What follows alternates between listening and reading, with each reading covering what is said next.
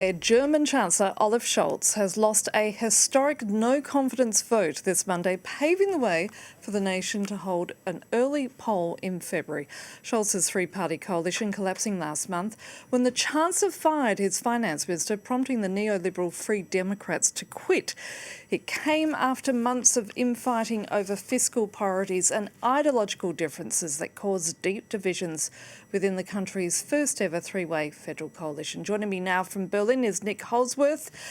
Nick, so it seems Olaf Scholz has now got what he wanted. Absolutely. It's a historic night here in Berlin. It's only the fifth such vote of no confidence in the last 50 years, and it will result in only the fourth early election as a result of those no confidence votes. There was quite a fierce debate for 3 hours before this vote, with the opposition taking their opportunity to tear in to Olaf Scholz, to accuse him of not having done anything over the last 3 years, of having weakened Germany's economy and not really done anything to shore up its national security.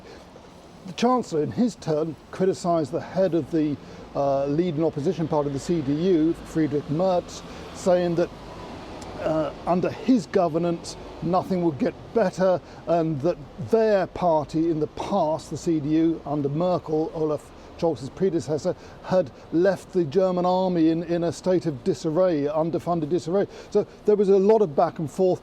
There were also speeches by the heads of the far right-wing party AfD, Alternative for Deutschland.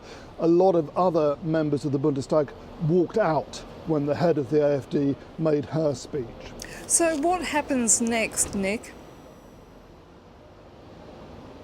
What happens next is that the parliament will be formally dissolved. Olaf Scholz will request the German president to formally dissolve the parliament, and then there'll be new elections on February the 23rd, and electioneering will officially begin as soon as parliament is dissolved, although it's already begun in a way in the last week or so. There have been quite a lot of parties taking positions. For example, the CDU, who are the odds-on favourites to win the election in terms of forming a governing coalition, because in Germany you very rarely get a majority.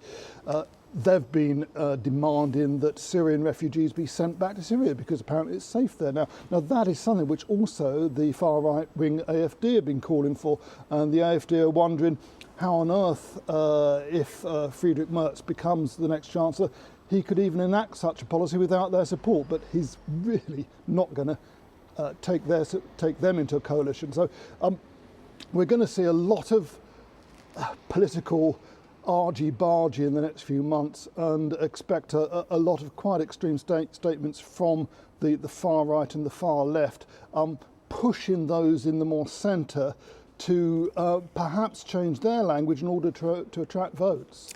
Nick Holdworth reporting there from Berlin. Thank you. And joining